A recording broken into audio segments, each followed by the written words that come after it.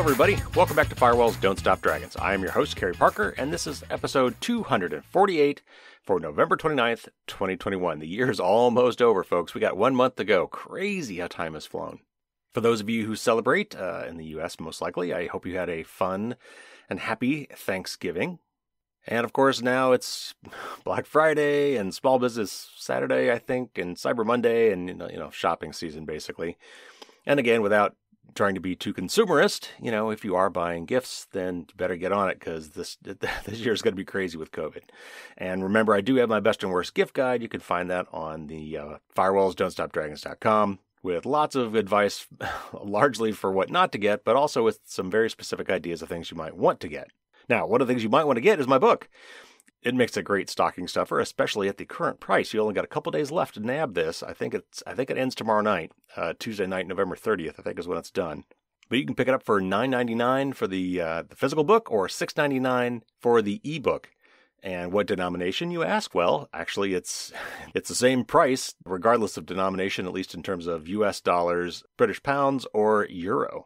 You can find that on Springer.com. Actually, if you just go to link.springer.com, I'm not sure. Springer Link is the name of their store, I guess. I don't know. They own A-Press, my publisher. And that is where the sale is. So if you go to link.springer.com and search on my book, you'll find it there. Of course, there's the link in the show notes. And if you follow me on Twitter, it's my profile top post, and there's a link there as well. All right, well, we've got a lot of news to cover today. So I'm going to talk about a Zelle fraud scam scheme, how it works and how you fight back. Also, kind of on a similar vein, some iPhone thieves are figuring out a clever way using a kind of a similar tactic to turn off the Find My on your lost device, which would allow them to erase it and sell it.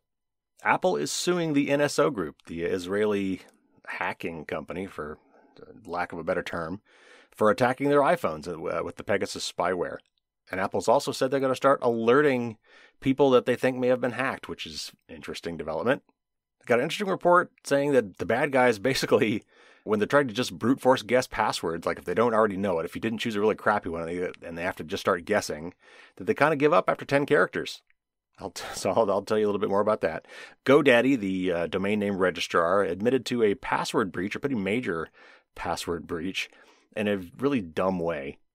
And if you've got a WordPress site through GoDaddy, you definitely want to listen to this.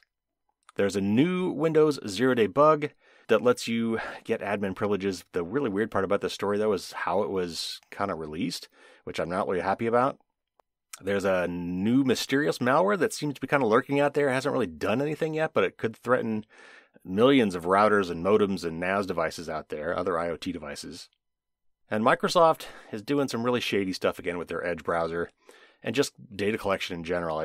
This is really crappy, and I'm really surprised at this point that Microsoft is still trying to pull stuff like this.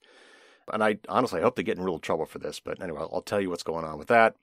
And then a little story about how Vizio turns out that they are actually making more money off your data than off the TV that they sold you.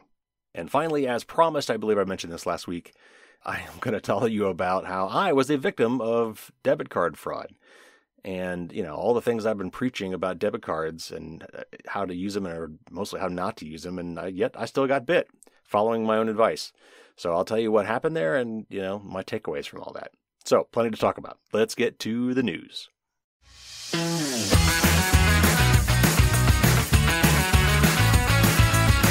All right, first up, this is from Krebs on security. And all the articles this week I've had to kind of pare back. I wanted to keep them a little shorter if possible, but some of these are still long. And this one has got a lot of kind of interesting aspects to it. So it's kind of a longer article, but it covers a lot of ground, and I want to read the whole, or most of the article. So this is from Krebs on security, and it says, one of the more common ways cybercriminals cash out access to bank accounts involves draining the victim's funds via Zelle. That's spelled Z-E-L-L-E if you've never heard of it. A peer-to-peer payment service used by many financial institutions that allows customers to quickly send cash to friends and family.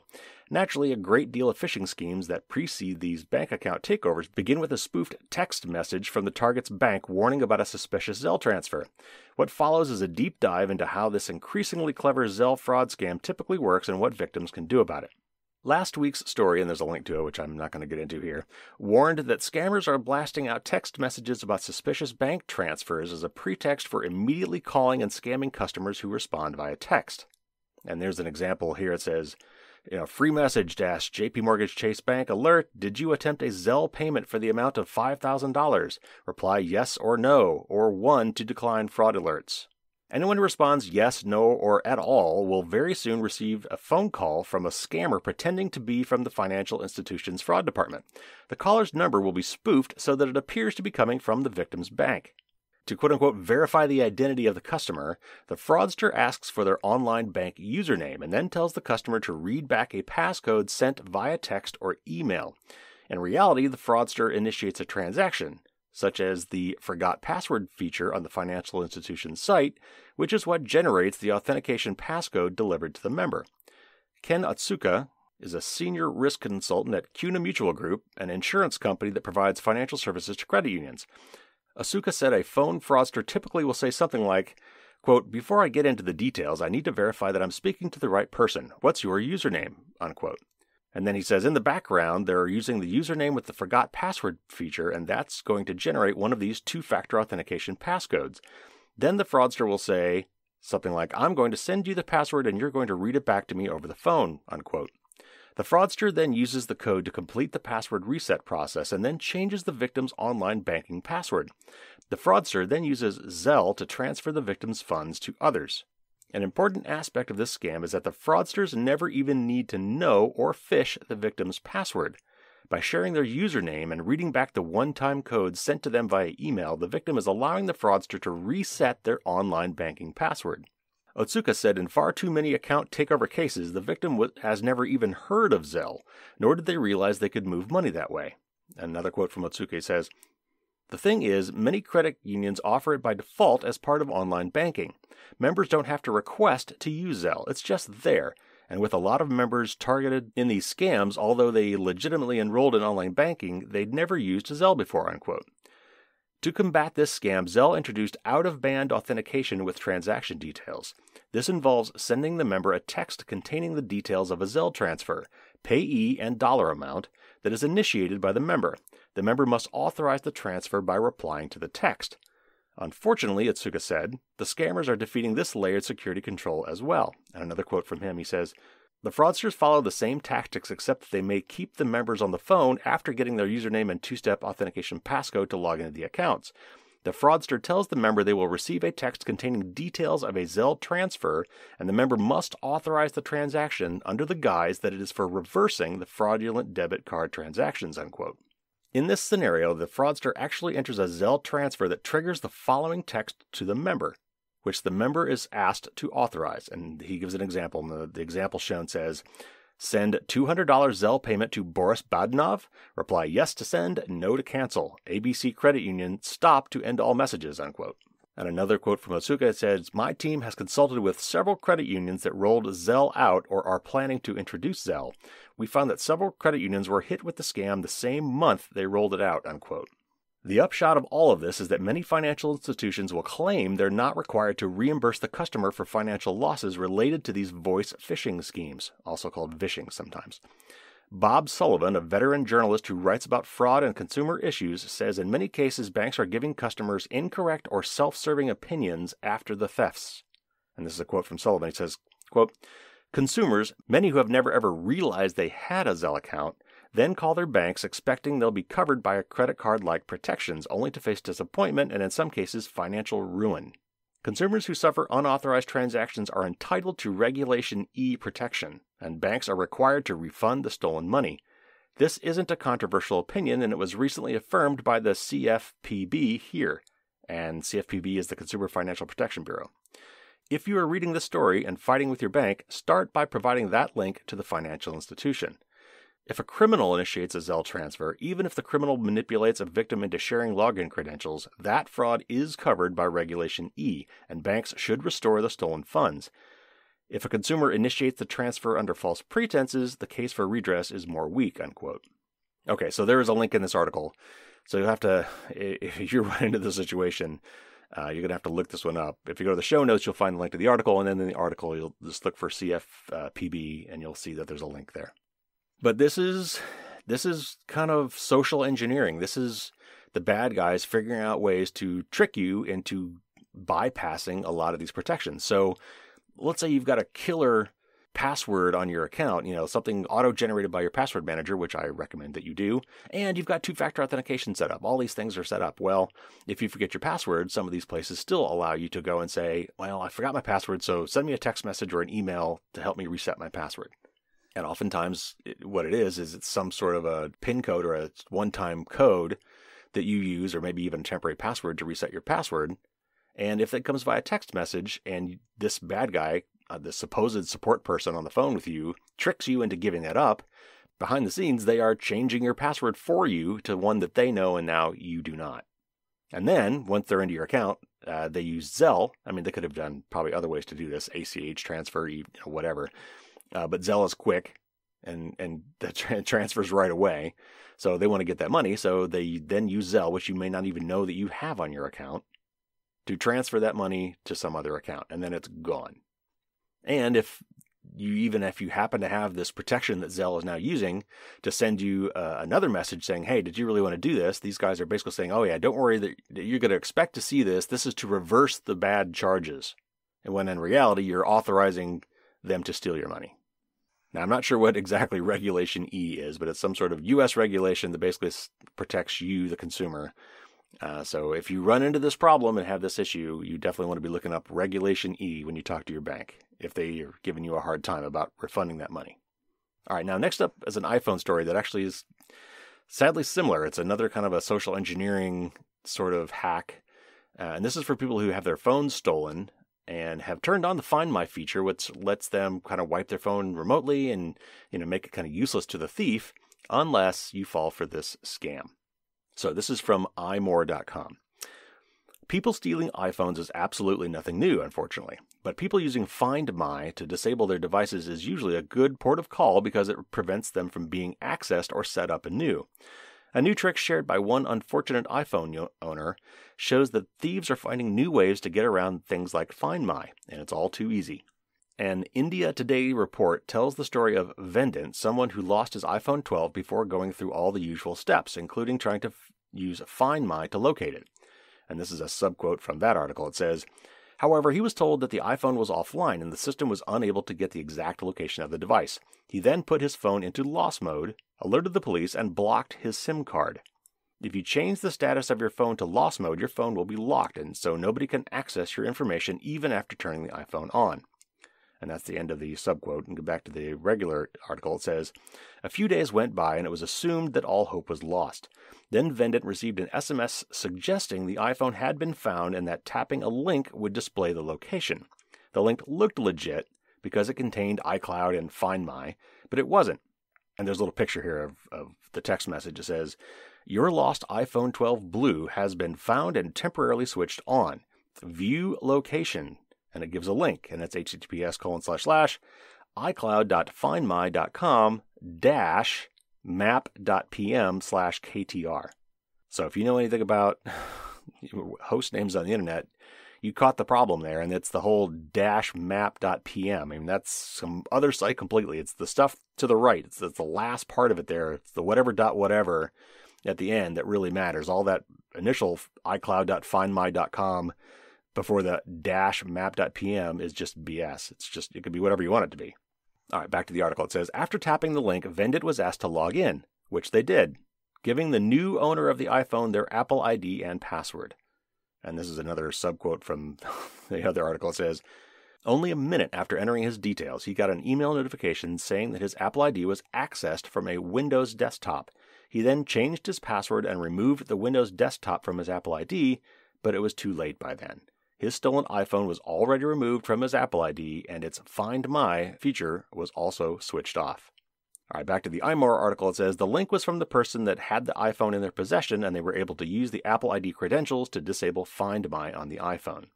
They got Vendant's phone number by putting the SIM into a new device and calling themselves, which explains that part of the mystery. So let me just stop there for a second. So they stole this guy's phone, so they've got his phone. They turned it off so that he had a hard time finding it and left it off for a couple days. Then they turned it back on, pulled out the SIM card, put it in some other phone, and that SIM card is your subscriber identity module. That's kind of your cell phone account on a card. Put it in a different phone, and from that phone called something else to see what the caller ID would be to figure out what the guy's phone number is. Very clever. All right, back to the article. What's less clear is why the number the link came from also appears to be the number Microsoft uses to send its two-factor authentication codes to.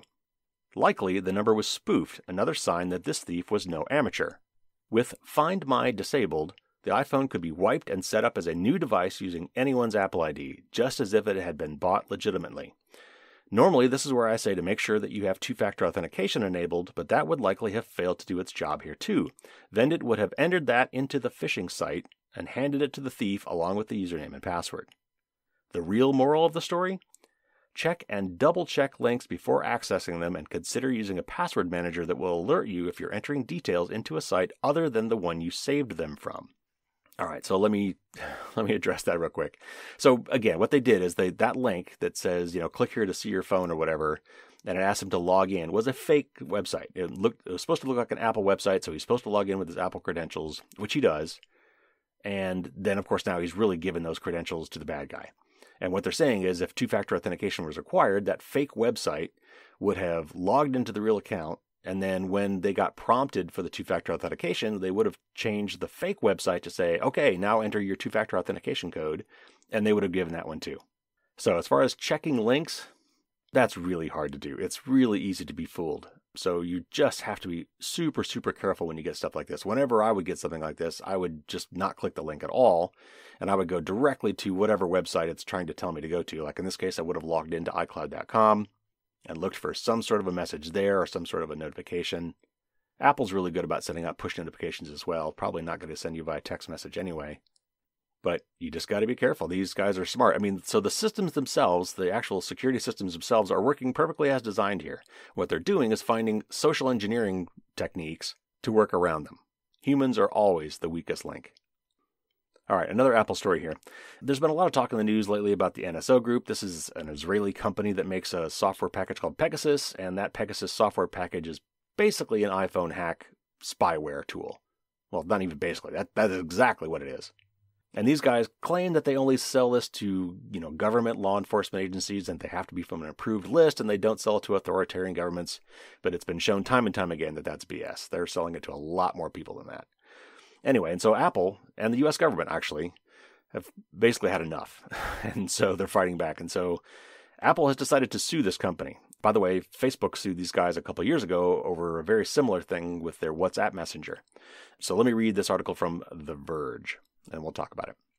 Now Apple has followed WhatsApp and its parent company Meta, formerly known as Facebook, in suing Pegasus spyware maker NSO Group, along with promising new information about how NSO Group infected targeted iPhones via a zero-click exploit that researchers later dubbed forced entry.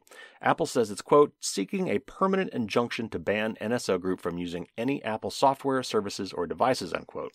Apple and WhatsApp aren't alone in their push against NSO Group in court, as last year, tech companies including Microsoft and Google filed a brief supporting Facebook's lawsuit. Pegasus spyware is designed to let governments remotely access a phone's microphones, cameras, and other data on both iPhones and Androids, according to Apple's press release. It's also designed to be able to infect phones without requiring any action from the user and without leaving a trace, according to reports that came out earlier this year from a journalistic coalition called the Pegasus Project and Apple's complaint. Apple also cites reports that the spyware has been used against journalists, activists, and politicians, despite NSO's claims that its governmental clients are forbidden from using the spyware against those sorts of targets. Apple's Senior Director of Commercial Litigation, Heather Grenier, I'm not sure, says in a statement to the New York Times that the lawsuit is meant to be a, quote, stake in the ground to send a clear signal, unquote, that the company won't allow its users to suffer, quote, this type of abuse, unquote.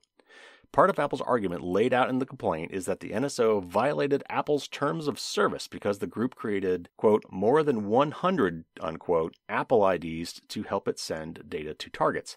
In Apple's complaint, it breaks down how the attack worked. Using the Apple IDs it created, NSO would send data to a target via iMessage, after determining that they were using an iPhone, which was maliciously crafted to turn off the iPhone's logging. That would let the NSO Group install the Pegasus spyware and control what was being collected on the phone. Apple says that the specific vulnerability that NSO was using was patched in iOS 14.8, which you can read more about here. And of course, that's a link which you can't click. The summary is that the NSO was sending files that exploited a bug in how iMessage rendered GIFs and PDFs. Apple says in its press release that thanks to improvements it's made in iOS 15 security, it, quote, has not observed any evidence of successful remote attacks against devices running iOS 15 and later versions, unquote.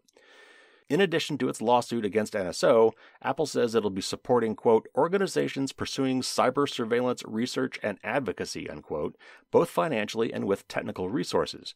The company says it'll distribute $10 million plus any damages it wins from its lawsuit to groups working on counter-surveillance and pledges in its press release to give free, quote, technical, threat intelligence, and engineering assistance, unquote, to Citizen Lab, a group of researchers that were involved with the Pegasus project and that helped Apple discover and patch NSO's exploits. Apple also says it'll do the same for other organizations, quote-unquote, where appropriate. NSO was recently added to the U.S. Entity List, which limits the ways American companies can sell or provide their technology to the company. According to a report by the MIT Technology Review, the sanction has been seriously detrimental both to employee morale at the NSO Group and the company's ability to do business. The report says the company has to request permission from the U.S. government to purchase items like laptops running Windows and iPhones, and that the government has said its default decision would be to turn down those requests. All right, the article goes on, but those are the key parts. So I've actually reached out to the EFF because I'd love to get into some of the interesting legal aspects around the creation of spyware as a business. And, how likely is a suit like this to actually succeed in court? I mean, it's an international lawsuit, so that makes it weird already. And, at the end of the day, all Apple's really saying that the only law that they've violated, well, it's not even a law, is they've broken the terms of service agreement. That thing that you all say you read and clicked accept but never do. I'm sure somewhere buried in there, in the terms of services, that you're not supposed to do bad things with the device. And so basically what Apple's saying is they're kind of saying these guys have broken our terms of service flagrantly and therefore should not be allowed anymore to use our devices or services for anything. Now, what this really could be, Apple, first of all, has got deep, deep, deep pockets. The amount of money that Apple could throw at any kind of lawsuit like this is just staggering.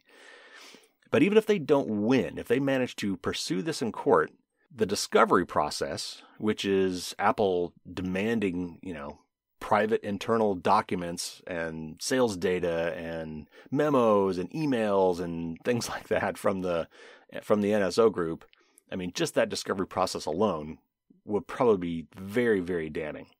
So, at the end of the day, this could just be a fishing expedition by Apple, but it might be a successful one, whether or not the lawsuit actually successfully concludes or not. Of course, lawsuits like this take years and years too. So anyway, it's an interesting little twist in that whole scene, and honestly, a welcome one. These guys, I can't believe it's legal for this kind of stuff to happen. So I certainly wish Apple all the best in this lawsuit, and Facebook for that matter, I guess. And really glad to see that the United States is actually kind of backing this up too with some, kind of regulations of their own, putting these guys in a vice. All right, so a quick related article, and this is from Apple Insider. Related to this, it says, as part of Apple's initiative to battle state-sponsored spyware, or more specifically, the surveillance and monitoring of Apple device owners, the company is introducing a system that will alert users when they are believed to be targets of such attacks.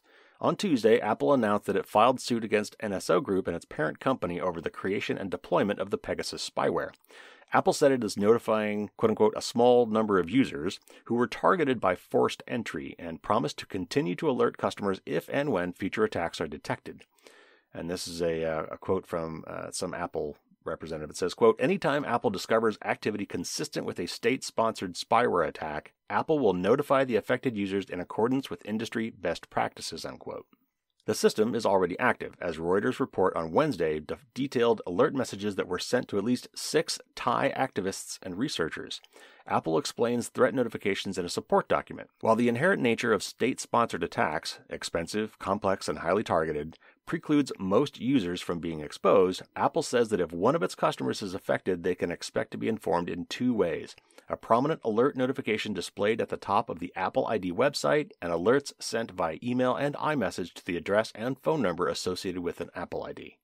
Notifications from Apple will never ask users to click links, open files, install apps or profiles, or provide their Apple ID password or verification code by email or on the phone, the company says.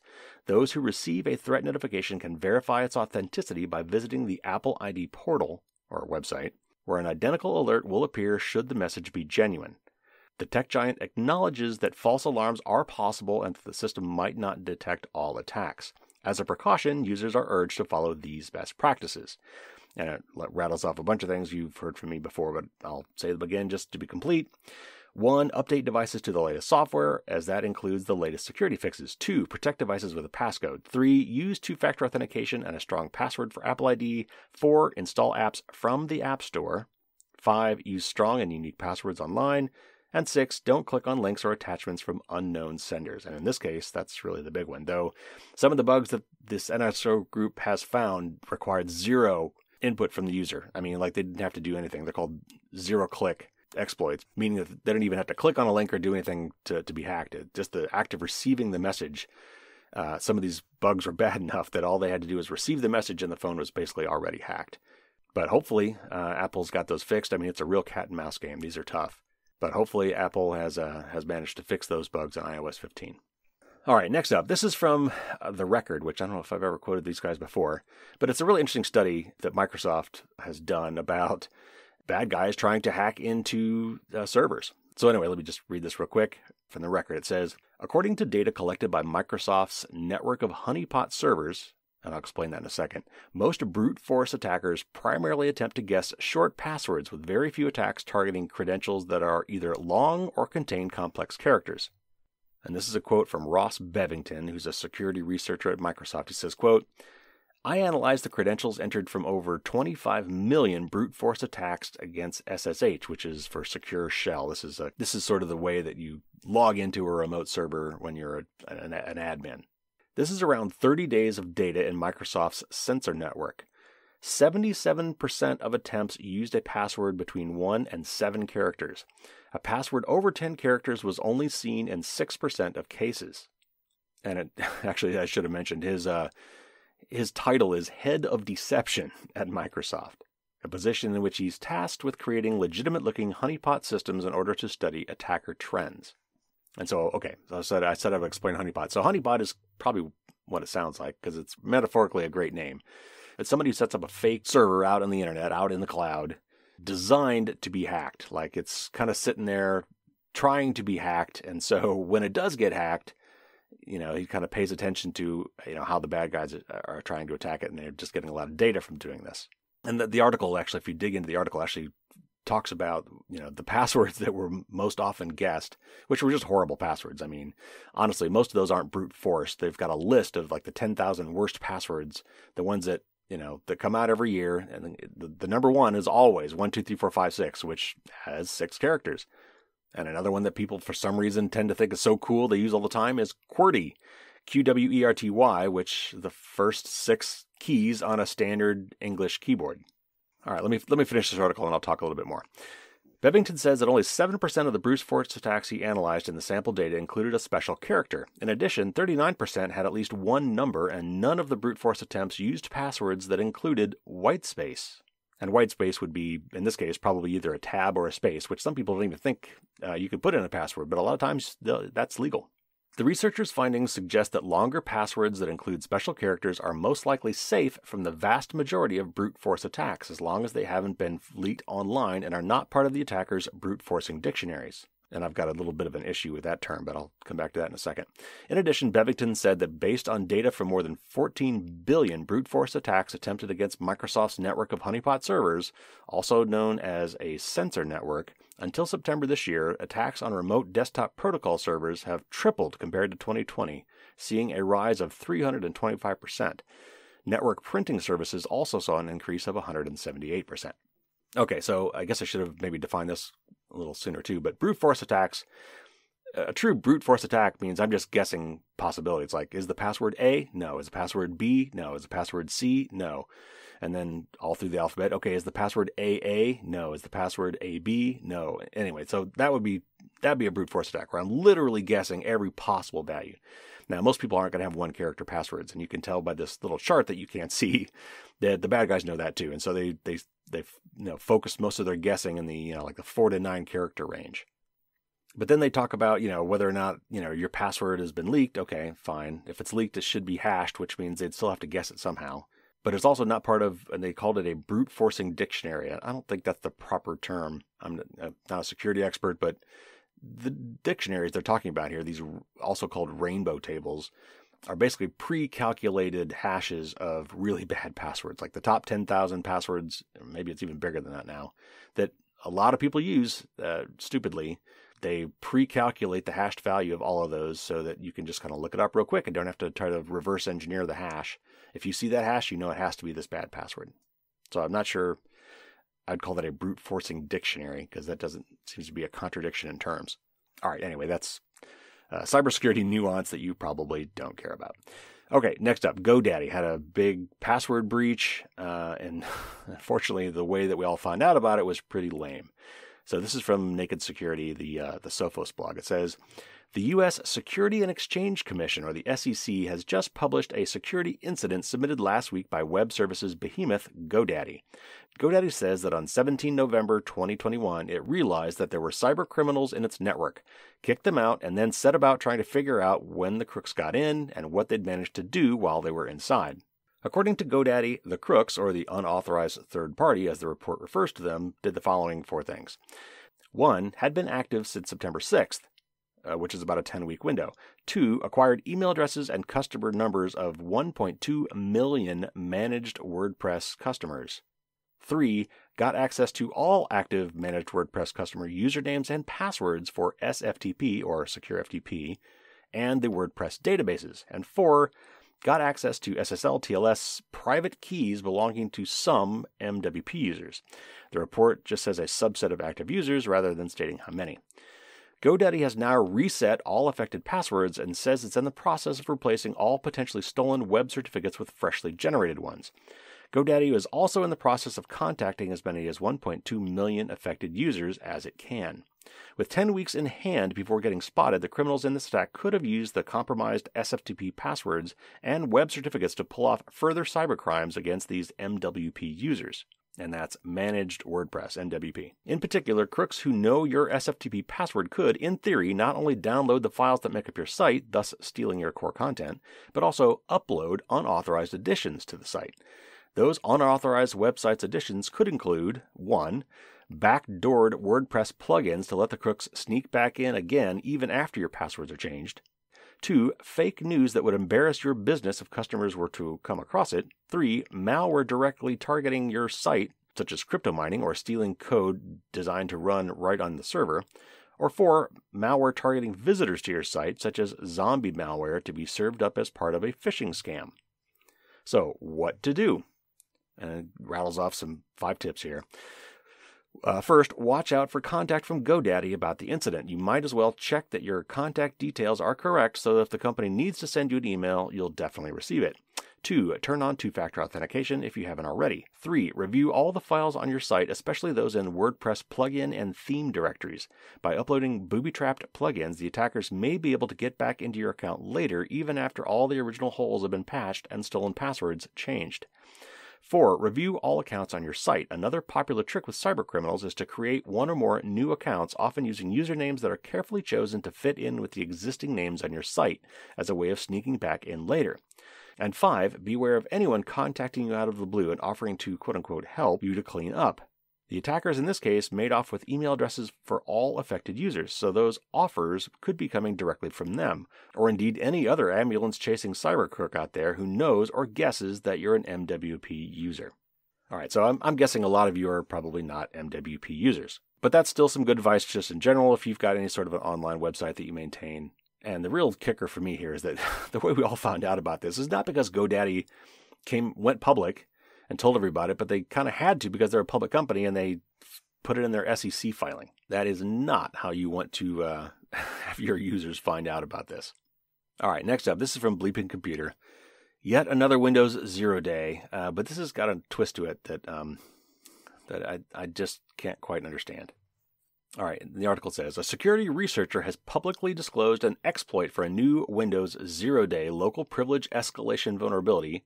And privilege, I know it's a lot of mumbo jumbo there, but that basically means that with this exploit, a bad guy can if he gets access to just a regular non-admin account, if he gets access to that, then he can bump up his privileges to full-on admin. That's what the privilege escalation means. Using this vulnerability, threat actors with limited access to a compromised device can easily elevate their privileges to help spread laterally within the network. The vulnerability affects all supported versions of Windows, including Windows 10, Windows 11, and Windows Server 2022. As part of the November 2021 Patch Tuesday, Microsoft fixed a Windows installer elevation of privilege vulnerability tracked as CVE 2021-41379. This vulnerability was discovered by security researcher, and I'm going to get this wrong, Abdelhamid Nasiri, who found a bypass to the patch and a more powerful new zero-day privilege elevation vulnerability after examining Microsoft's fix. Yesterday, Nasiri published a working proof-of-concept exploit for the new zero-day on GitHub, explaining that it works on all supported versions of Windows. And here's a quote from Nasiri's write-up. It says, quote, "This variant was discovered during the analysis of the CVE 2021-41379 patch. The bug was not fixed correctly, however. Instead of dropping the bypass, I have chosen to actually drop this variant as it is more powerful than the original one," unquote. Furthermore, Nasiri explained that while it is possible to configure group policies to prevent standard users from performing MSI installer operations, his zero-day bypasses this policy and will work anyway.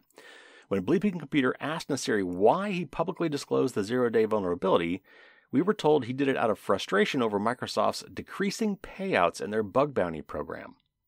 And this is from Nasiri. He says, quote, "Microsoft bounties have been trashed since April 2020. I really wouldn't do that if Microsoft didn't take the decision to downgrade those bounties," unquote. As is typical with zero days, Microsoft will likely fix the vulnerability in an upcoming Patch Tuesday update. However, Nasiri warned that it is not advised for third-party patching companies to try and fix the vulnerability by attempting to patch the binary, as it will likely break the installer. And another quote from Nasiri, he says, quote, "The best workaround available at the time of writing this is to wait for Microsoft to release a security patch due to the complexity of this vulnerability," unquote. Since publishing the story, Cisco Talos researchers have discovered that threat actors have begun to use this vulnerability with malware. And this is a quote from Cisco. It says, quote, "During our investigation, we looked at recent malware samples and were able to identify several that were already attempting to leverage the exploit. Since the volume is low, this is likely people working with the proof-of-concept code or testing for future campaigns. This is just more evidence on how quickly adversaries work to weaponize a publicly available exploit," unquote. And yeah, that's the problem here. I mean, look, I get it. This guy's frustrated that Microsoft kind of retroactively downgraded a lot of these bug bounties and made them, I didn't quote it here, but I think one of the examples given was they used to give out $10,000 for something and now they were only giving out $1,000 for something. Look, I get that's frustrating, but if you're a security researcher, you still have to follow the process. I mean, you still have to responsibly disclose these things. This guy basically just gave it away. It's like, well, screw it. If they're not going to pay me enough money, I'm just going to drop this, out in the public. And now the bad guys are already picking it up and trying to use it. That's poor form. That's not good. I mean, give Microsoft whatever blame you want here and how badly it might be running its bug bounty program, but there's still no excuse for that. If you consider yourself an ethical hacker, and that is not an oxymoron, that is a real thing, then you just can't be doing this. That's bad. All right, some more bad news, and I've seen this multiple places, but I picked this ZDNet article to describe it. And it says, a new form of Internet of Things malware, which uses over 30 different exploits, has been spotted by security researchers. Detailed by cybersecurity researchers at AT&T Alien Labs, BotinaGo malware can use a number of methods to attack targets, then create a backdoor on compromised devices.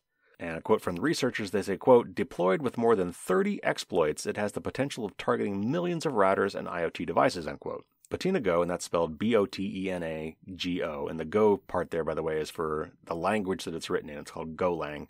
And the article talked about that, but I'm not going to get into that. BotinaGo scans the internet looking for vulnerable targets. An analysis of the code reveals that the attacker is presented with a live global infection counter that tells them how many devices are compromised at any given time. The attackers are able to exploit the vulnerabilities in internet-facing devices and can execute remote shell commands, and it's something that attackers could potentially use as a gateway to the wider network if not secured properly. Attackers also have the ability to use this option to distribute malicious payloads, but at the time the researchers were analyzing BotinaGo, they had apparently been removed from the servers hosted by the attackers, so it wasn't possible to analyze them. Botinago could potentially compromise millions of devices that are exposed to the vulnerabilities detailed by researchers, but currently there isn't any obvious communication with a command and control server. Even if it is inactive, the number of vulnerabilities Botinago can exploit means millions of devices are potentially vulnerable. In order to protect against this and other IoT malware threats, it's recommended that software is well maintained with security updates being applied as soon as possible in order to minimize the time for attackers to exploit newly disclosed vulnerabilities. It's also recommended that IoT devices aren't exposed to the wider internet and that a properly configured firewall is deployed to protect them. And I know this article didn't talk about it, but if you look at the actual AT&T report, it lists several vulnerable devices, generally speaking, routers, modems, and some NAS devices or network-attached storage devices, including ones from D-Link, Netgear, Zelle, ZYXEL, routers, and NAS devices, ZTE modems, and more. So what does this mean for you? The main takeaway here, really, and what you need to do is if you have a router or a modem that you own, not one given to you by your internet service provider, but if you actually bought your own modem, so you're charged with maintaining it. Unfortunately, a lot of the older ones don't have built-in automatic software updates. So you, as the owner of these devices, need to be looking out for software updates and getting them installed as soon as possible. I would personally set some sort of a reminder for yourself to do this. If your devices don't automatically update on their own, you might want to do it weekly. Just see if there's an update. Doesn't take long.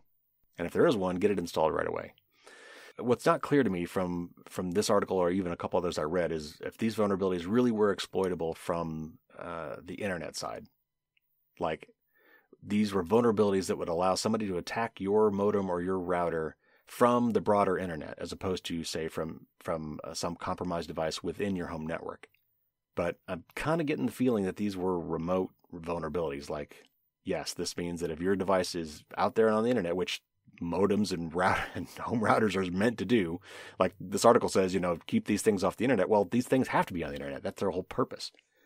Now, for some of these other IoT devices, like some of these NAS drives and things like that, those are within your home network. So hopefully, with your firewall, it should be preventing external access to those devices, unless you explicitly allowed them, or unless you have the UPnP feature turned on, which lets devices kind of negotiate these things without asking. And that's why I usually tell people to turn off UPnP and just manage it yourself. It's a pain in the butt, but it's a lot better than finding out you've got holes in your network that you didn't know were there. But anyway, the main takeaway here is these devices all run software, and these devices do have bugs, and so you should be keeping them up to date. Okay, just a couple more articles here. This one is from Extreme Tech. It's about Microsoft turning on Edge Sync by default and gathering a lot of data, and then also tangentially mentions something else they've been doing lately, which is also not cool. So it's all kind of referenced here. So let me read the article, and then I'll talk about it. When I launched Edge this morning, I was surprised to see a message informing me that Sync was now enabled and my data was being uploaded to the cloud to be shared with other PCs where I was also logged in. I don't use synchronization services between browsers because I have no interest in sharing this information with Google, Firefox, Microsoft, or any other company. Google definitely tries to push end users to activate synchronization services when they first sign into the browser, but if you turn the feature off, it stays off thereafter. Microsoft has taken a different tack. To be honest, I would have chalked the problem up to a user error if I hadn't seen this post, and this is a link, of course, which doesn't help you as I'm reading it, from security researcher Bruce Schneier, who we have had on the show before. According to him, quote, I received an email from 2 people who told me that Microsoft Edge enabling syncing without warning or consent, which means that Microsoft sucked up all of their bookmarks. Of course, they can turn syncing off, but it's too late, unquote. This kind of user-unfriendly behavior is par for the course at Microsoft these days. The company recently admitted that its decision to prevent end users from changing their browsers in Windows 11 via Edge Detector, and I'll circle back to that in a minute, is a deliberate crackdown on choice that the company does not intend to roll back. When asked about its decision to prevent end users from changing Edge as a default browser for certain activities in Windows 11, a Microsoft spokesperson said, quote, Windows openly enables applications and services on its platform, including various web browsers. At the same time, Microsoft also offers certain end-to-end customer experiences in both Windows 10 and Windows 11. The search experience from the taskbar is one such example of an end-to-end experience that is not designed to be redirected. When we become aware of improper redirection, we issue a fix, unquote. But there's nothing, quote-unquote, improper about the redirection as contemplated in the example above, and it's interesting that Microsoft feels that it has the right to say otherwise. It is improper, according to Microsoft, for you to configure your own system to use the web browser of your choice. It is proper, according to Microsoft, for the company to turn on a sync feature that uploads your data to its servers automatically without first seeking consent. Last year, Microsoft took heat for the way Edge silently imported data from other browsers at startup. These incidents show the company learned nothing from the user outcry. It's still pushing applications like PC Health Check to end users whether they want it or not. At this point, it seems foolish to expect anything different. Microsoft clearly believes it has the right to compel its end users to use Edge and to share sensitive browsing data with itself by default, whether end users opt in or not. Microsoft used to seem like a company that treated end-user data with more respect than Google or Amazon, but the company's behavior in the 6 years since the Get Windows 10 campaign has dented that reputation. So yeah, this is really slimy, and honestly, I wouldn't be surprised if there might not be some sort of attempt at a lawsuit out of this, though I'm sure, again, this is something in the terms of service that you agreed to whenever you installed Windows, or bought a computer with Windows pre-installed. But again, let me just circle back to what is actually happening here. So 2 things that this article references. First of all, Microsoft basically is saying there are certain links that it will force you to open in its own Microsoft Edge browser. And these are just regular links, but because of where you click on these, like for example, in the start menu, if there's some ad there, or if you do a search there and it comes up with something and you click on a link that's a result, what appears to be happening now is that when you click that link, it forces that link to be open not in your default web browser, whatever that may be, but in Microsoft Edge. And there was a tool, and I told you I'd come back to this, that somebody had written called Edge Detector. And this thing basically, under the covers, what's going on here. If you've ever looked at various links, we've talked about this recently actually, HTTP and HTTPS are the web links. Those are web schemes. Those are URI schemes. You might have seen other ones like file / something, and that is a link to a file on your local file system. It's not HTTP. It's not a web page. It's opening a file in your web browser. Well, there's other links that Microsoft has put its own special URI scheme on. I think it's called Microsoft-Edge : / whatever. And whenever Microsoft sees that, it opens that link using the Edge browser. That's its little cue to itself that, hey, I want this link in particular to be opened using Microsoft's browser, not whatever the user wants. And somebody, some smart guy, came up with this tool that basically says, okay, fine, whenever you see Microsoft-Edge, I want you to just change that to be HTTP, and that will allow it to go to whatever your default web browser is and bypass going through Edge. Well, Microsoft has basically said no and is now not allowing that to happen anymore. It's enforcing that some of these URI schemes that are Microsoft-Edge are maintained and must therefore be opened in their Edge browser. And then, again, and what the point of this particular article was that, Microsoft, like Google and Firefox and Safari, I guess, have these cloud-based sync things where you set up an account with the browser maker, and then all your bookmarks, and you could do more. You could do things like your tabs could be synchronized, your passwords could be synchronized, your history could be synchronized, across multiple devices, which can be a convenient thing. I actually use it myself.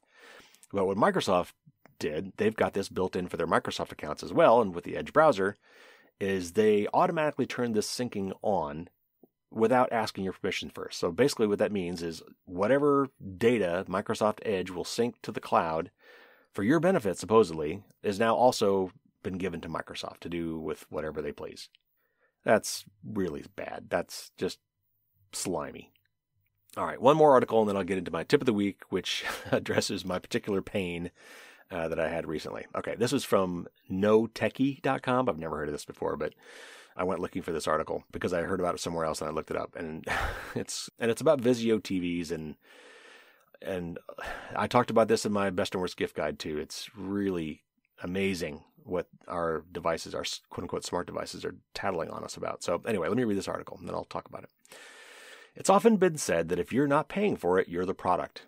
My version of that is, if the product is free, then you're probably the product.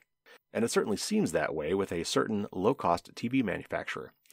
Vizio released its Q3 earnings report last week, and the company made twice the profit off of advertising and viewer data that it made off TV sales. The reason we've not really known about this before now is that Vizio was a privately held company until about a year ago, so it wasn't held to things like public reporting of quarterly earnings. The company has two divisions: Devices, which covers TV, soundbars, etc., as you'd expect. The other division, Platform Plus, is less tangible, selling viewer data through its Inscape program, ad placements on its devices' home screens and inside quote-unquote free channels, and other things like its cut from subscriptions and deals from the buttons on the remotes. You didn't think that Netflix logo just appeared there on its own, right? That division is extremely lucrative for the company, bringing in $57.3 million of gross profit in Q3. In contrast, the Devices division grossed $25.6 million, even with substantially higher revenue. That ended up with the Devices division losing $18.6 million this quarter. So you can see how important the data brokering division is to Vizio's overall business strategy and the longevity of the brand. So if you don't want your data being sold by Vizio, here's how to opt out. Press the menu button on your remote, select System, select Reset and Admin, highlight Viewing Data, and hit the right arrow to change the setting to Off. In case you were thinking just low-cost TV manufacturers were doing this, they're not. So are premium brands like Samsung or LG with targeted advertising based on the reams of data available on your watching habits and other online activities. That goes for streaming box manufacturers like Roku as well, which makes an average of $40 per user per month. Still think you're not the product? All right, so this is a great follow-on to what I talked about in my best and worst gift guide. These IoT devices are, tend to be low-margin devices. Even these TVs that are big-ticket items are actually, the margins on these are actually pretty low. It's a very cutthroat, world of selling these devices. And so the way that a lot of these companies are making up money is by spying on you and selling that data. And so what I do with all my TVs, because it's almost impossible not to buy a smart TV today, is what I do with all my TVs is I just keep them dumb. I never connect them to the internet, ever. Now that means that I can't use any of the TV's built-in apps for accessing things like Netflix or whatever, which is totally fine because I've got a separate streaming box that I use for that. I've got an Apple TV that has all those great apps on it, and it works a whole lot better and is way more private. But it's actually worse than that. So these TVs actually have technology built into them to figure out what it is you're watching. If you've ever used Shazam, which was the app that Apple actually bought, that lets you kind of, while a song is playing in the background somewhere, like, who is that? Who's singing that song? I know that song. Well, who is that? And you launch Shazam, and this really smart app listens to whatever song is playing, and from a snippet is able to basically figure out exactly what that song is. Well, TVs are doing the same thing, but they're looking at what you're watching. So even if your TV is obviously, if it's got a built-in tuner and you're using an over-the-air rabbit ears kind of setup, it knows what channel you're on at any given time. But if you're just piping something into that television, say from a DVD player, a Blu-ray player, or a streaming box, or something else to buy an HDMI input, the data coming in off that HDMI cable doesn't include like the name of the show you're watching or anything like that. So these smart TVs have basically come up with a Shazam-like feature except for video, and they can actually, based on looking at what is being shown on the screen, can figure out what it is you're watching. And they record this and sell it.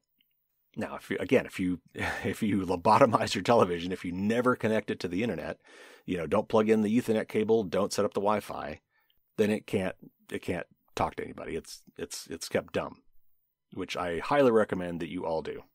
Because even though, Vizio apparently has some way to turn this off, I wouldn't trust it. Okay, so now let's get to my tip of the week. And this is, I've said many, many times that debit cards are worse than credit cards. When you're shopping, certainly when you're shopping online, honestly, as far as I'm concerned, when you're shopping really anywhere, credit cards are just better. Because a credit card purchase is a loan. When you, quote unquote, buy something with your credit card, you're actually not paying any money. You're not paying that bill until you get your monthly bill and you pay it off with all the rest of the things you purchased that month.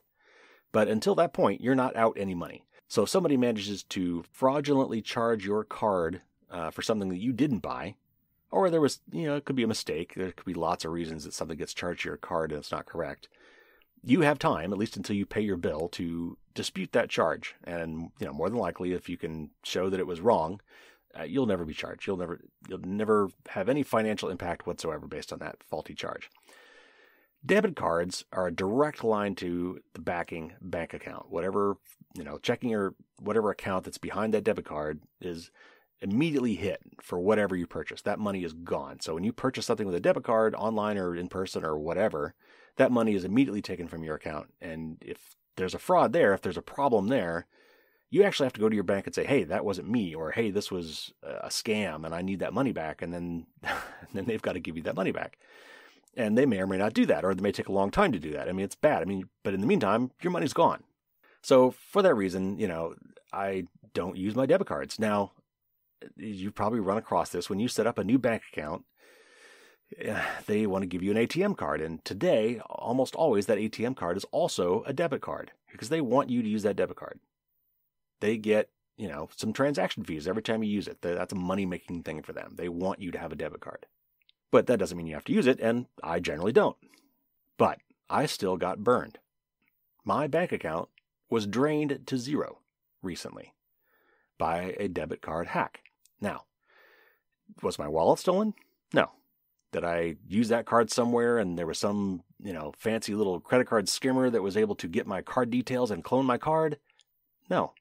Was my debit card, on file somewhere with some company that was hacked and the bad guys, got my debit card number from their database?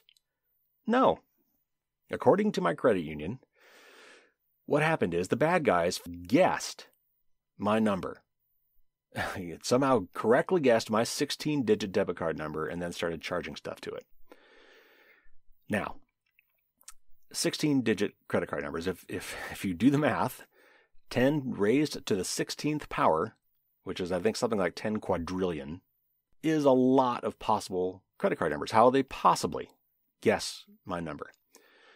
Okay, well, it's actually quite a bit easier than that, though it's still not easy. If you have noticed, most credit cards start with the number 3, 4, 5, or 6.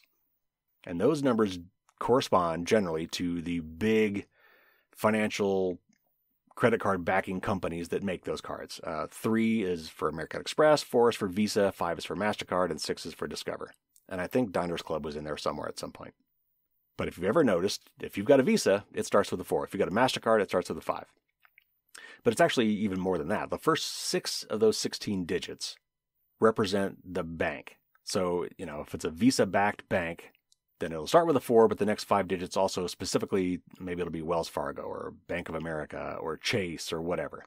So the first 6 digits denote the bank. So all of those possible 6 digits are not currently in use. So that cuts things down quite a bit. And so let's assume these bad guys figured out that, the 6-digit number that corresponded to my credit union. So now there's 10 digits left. Now it also turns out, and this is kind of interesting if you want to look it up, and if you go to my blog article on this, you can find a link that can kind of help you break down what's all in a credit card number.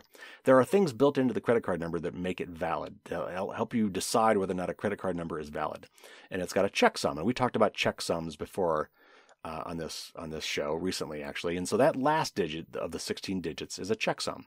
And it's not quite straightforward as a regular checksum, but there's a formula that basically you add up all the digits in a certain way, the first 15 digits in a certain algorithm, and then the result is that last number. So you can tell if it's a valid credit card number by running through the algorithm on the first 15 digits and seeing if the result, the 16th digit, is correct. So that 16th digit is also not really part of the variable number of things there. So now if you do all that math, you're down to 9 digits that could be, I guess, potentially anything. And that's still, a billion permutations. So there may have been something further that the bad guys did here to further reduce their number of numbers they had to guess to come up with a valid card number. But that's apparently what I was told is what happened. And that didn't just affect me. It affected a lot of other people, their debit card numbers. And according to them, it actually affected other banks, though I haven't seen any other banks complain about this or any other news articles about this anywhere else. So anyway, so they guessed my number. But then they got really clever. So it's not just enough to guess the number. So they also worked around some other things that normally might have prevented or caught this. So first of all, they used payment systems that did not require the 3-digit code on the back. And there may be some weird things. They found some Google service of what it looked like. All the charges came through some sort of a weird Google payment system. And apparently they did not require the 3-digit code because I'm pretty sure they did not guess that. So I've recommended, and I still recommend, that you set up alerts on your accounts. And some of the alerts you can set up are for certain amounts, like anything charged over a certain amount. And I know that on this particular card, I don't really charge anything. So I set my limit really low. I set it to $200. So any purchase over $200, it would have immediately been flagged. Well, they charged $2.99. So you're thinking $3. Why is that a big deal? How did I even catch that? Well, the problem is they charged me $2.99 100 times within minutes. Now, the last thing they did that was also very smart, and I'm sure very much on purpose, is that they did this at 4 a.m. on Veterans Day, which of course is a bank holiday here in the United States. And that also meant that basically at 4 a.m. on a bank holiday, both myself and my bank were effectively offline, in the sense that they were closed for the day and I was sleeping. So, to my bank's credit, I did get a cryptic text message from them, which, by the way, looks like the other ones I read to you earlier in these articles. I mean, they were really crappily done. It looks like I actually thought it was a scam. And it was supposedly from my credit union, said, hey, did you really just charge $2.99 for this Google something or other? I'm like, no, I didn't. And it wanted me to reply. It wanted me to, text just, yes or no or whatever. But I did not reply to that because I know that a lot of those are scams. And so instead, I went and logged into, and this is when I got up, which was several hours after I got that text message. I went and logged into my credit union account and looked to see if there's something going on. And sure enough, there wasn't just one charge for $2.99. There were 100 charges for $2.99. And so I knew that I had been had. And now, I was really lucky here. I don't use this account, this particular account, I don't use for much of anything. In fact, it didn't even have $300 in it. So it had drained it past zero. And luckily, the fraud department, some third-party company that my credit union works with, was open on Veterans Day. I mean, they should be. And so I called them up and reported this. And they said, yeah, we're having some problems. You're not the only one. We will mark this card as lost or stolen and stop all future charges. Now, the other charges were done. Again, this is a debit card. Now, they were listed as pending on my website, so I thought, maybe we could cut these off before they became real. Turns out, no.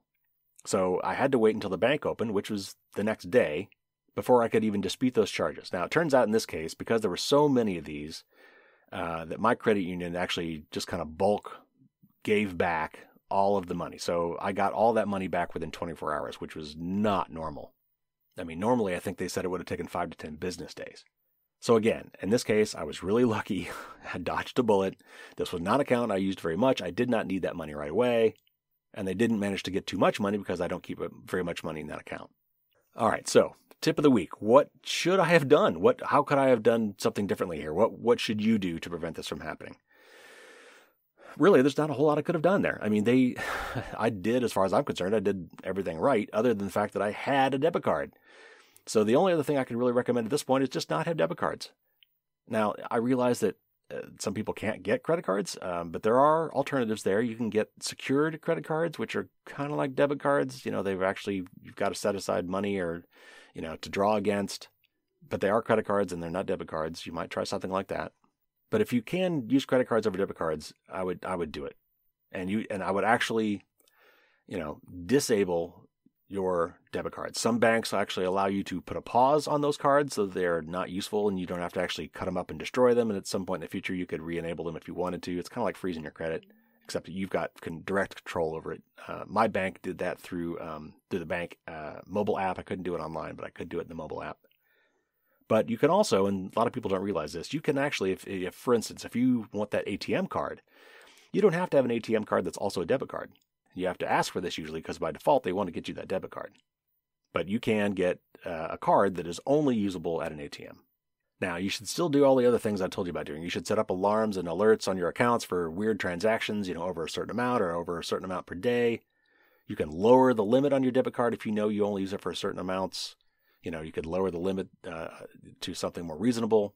Often you have to call them to do this. You can't do it online. Again, they want you using that card. But another thing you might want to seriously consider doing is disabling your overdraft protection. And, if you're of a certain age, including myself, when you grew up, that was something you did. You set up overdraft protection because, gosh darn it, you didn't want to pay those insufficient fund fees when somehow, some way, you wrote a check that, for more than what your accountant had in it. the bank fees kept getting worse and worse, and you didn't want to, write a $30 check when you have $20 in your account, and then end up having to pay another $25 fee on top of that for, writing a check that bounced. And so you would set up overdraft protection, which supposedly was there to prevent you from having to pay that horrible fee that the bank made up in the first place. Instead of just denying the check or whatever, they want to make you pay as well. Well, what that means today, however, is that if somebody manages to get access to one of your accounts, like they get your debit card, and they drain that, well, if you've got overdraft protection on, that means they can start pulling from the other account too. So I would just disable overdraft protection. All right, now there's one more thing I'm going to talk about that I'm not going to get into much here, but you can check out my article on about this, or if you're a newsletter subscriber, you got it already. And that is this company called privacy.com. And I think I've mentioned this recently on the podcast as well, so I'm not going to get into too much here. But I'm actually going to look into this. I think I might try setting it up. But there's some weird gotchas that I want to be careful of. And I'm not going to go into that here. Just check out the article if you are interested. But privacy.com supposedly guards some of your information from vendors where you give out your credit card to, though there's some limitations there. But what it really does, the real power of privacy.com, is that you can generate these virtual credit card numbers that you can put all sorts of restrictions on. It's only good for this merchant. Like anybody else who tries to charge this will fail. It's only good for a certain amount, maybe up to a limit, or actually maybe an exact amount. Like if I've got Netflix going every month and I say, okay, for $9.99 a month, you can charge this, but no more, no less. Such that if they raise their rates without, and I miss it, it'll fail. You can also set it up as a one-time card. Like this is good once. So anyway, lots of great stuff. I wish more credit cards would offer these same features, but the main downside to privacy.com is it's linked directly to your bank account. And now we're kind of back to it working like a debit card. But in this case, it doesn't actually have to be tied to a debit card. You could use the old ACH transfer thing, which has its own kind of validation process, which is a little more secure than maybe the debit card process. All right. Anyway, that it is your tip of the week. And check out the blog article on firewallsdon'tstopdragons.com for more info.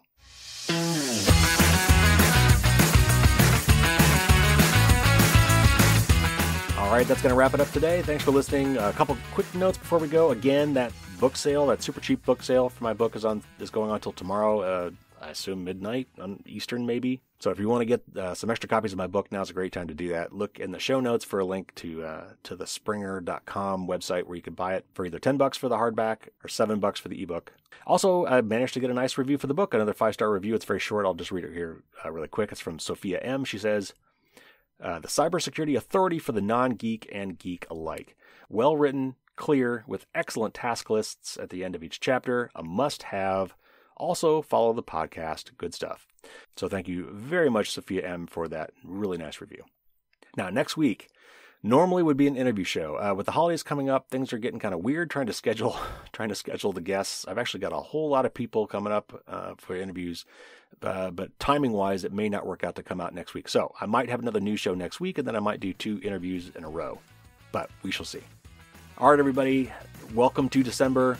Get those shots, get those boosters, help other people to get theirs as well. Stay safe out there, and until next week, don't get caught with your garbage down.